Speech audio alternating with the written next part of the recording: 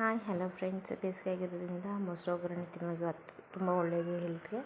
So ಈಗ ಅದು ಮಾಡೋದು ಹೇಗೆ ಅಂತ ನೋಡೋಣ. ಸೊ ಇಲ್ಲಿ ತೆಂಗಿನಕಾಯಿ ತೊಗೊಂಡಿದ್ದೀನಿ, ಮಿಕ್ಸಿ ಜಾರ್ಗೆ ಹಾಕ್ಕೊಂಡು ಅದಕ್ಕೆ ಬೇಕಾಗುವಷ್ಟು ನೀರು ಹಾಕ್ಕೊಂಡು ಚೆನ್ನಾಗಿ ಇದನ್ನು ನೈಸಾಗಿ ರುಬ್ಕೊಳ್ಳೋಣ.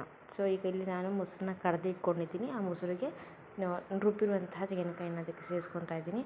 ಬಾಣಲಿಗೆ ಚೆನ್ನಾಗಿ ಕಾಯಕ್ಕಿಟ್ಟಿದ್ದೀನಿ. ಎಣ್ಣೆ ಹಾಕಿ ಅದನ್ನು ಚೆನ್ನಾಗಿ ಕಾಯಿಸೋಣ. ಸೊ ಕಾದ ನಂತರ ಅದಕ್ಕೆ ಬೇಕಾಗಿರುವ ಸಾಮಗ್ರಿ ಸಾಸಿವೆನ ಹಾಕ್ತಾಯಿದ್ದೀನಿ. ಸಾಸಿವೆ ಚಟಪಟ ಸೌಂಡ್ ಬಂದಾದಮೇಲೆ ಅದಕ್ಕೆ ಸ್ವಲ್ಪ ಜೀರಿಗೆನ ಸೇರಿಸ್ತಾ ಇದ್ದೀನಿ. ಜೊತೆಗೆ ಒಣಗಿದ ಮೆಣಸಿನ್ಕಾಯಿನ ಕೂಡ ಹಾಕೋತಿದ್ದೀನಿ. ಬೇಕಾದರೆ ನಿಮಗೆ ಹಸಿಮೆಣಸಿನ್ಕಾಯಿ ಕೂಡ ಹಾಕ್ಕೊಳ್ಳಿ. ಸೊ ಈಗ ಅದಕ್ಕೆ ಕರಿಬೇವಿನ ಸೊಪ್ಪನ್ನ ಆ್ಯಡ್ ಮಾಡ್ತಾಯಿದ್ದೀನಿ. ಸೊ ಇದೆಲ್ಲ ಚಟಪಟ ಸೌಂಡ್ ಬಂದಮೇಲೆ ತುರಿದಿರುವಂತಹ ಶುಂಠಿನ ನಾನು ಇಲ್ಲಿ ಹಾಕ್ಕೊತಾ ಇದ್ದೀನಿ. ಬೇಕಾದರೆ ನೀವು ಜಜ್ಜಿ ಕೂಡ ಹಾಕೋಬೋದು. ಸೊ ಈಗ ಅದನ್ನೆಲ್ಲ ಚೆನ್ನಾಗಿ ಬಾಡಿಸೋಣ. ಸೊ ಬಾಡಿಸಾದ್ಮೇಲೆ ಒಂದು ಸೈಜ್ ಮೀಡಿಯಮ್ ಆನಿಯನ್ನ ತೊಗೊಂಡಿದ್ದೀನಿ. ಇಲ್ಲಿ ಅದನ್ನು ಸೇರಿಸ್ತಾ ಇದ್ದೀನಿ.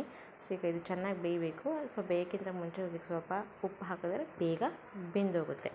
ಸೊ ಇದಕ್ಕೀಗ ಉಪ್ಪನ್ನ ಸೇರಿಸ್ತಾ ಇದ್ದೀನಿ. ಸೊ ಈಗ ಚೆನ್ನಾಗಿ ಬಾಡಿಸ್ಕೊಳ್ಳೋಣ. ಇವಾಗ ಅರಿಶಿನ ಪುಡಿನ ಹಾಕ್ಕೊತಾ ಇದ್ದೀನಿ.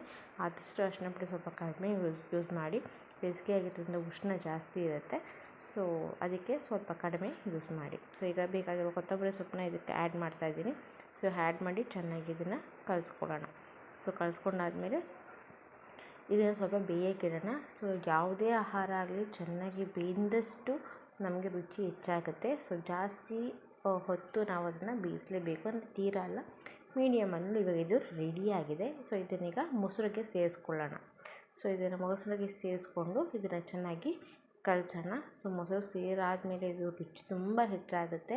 ಒಂದು ಸಲ ಇದು ಟ್ರೈ ಮಾಡಿ ನೋಡಿ, ತುಂಬ ಚೆನ್ನಾಗಿ ಬರುತ್ತೆ.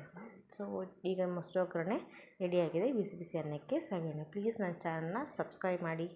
Thank you.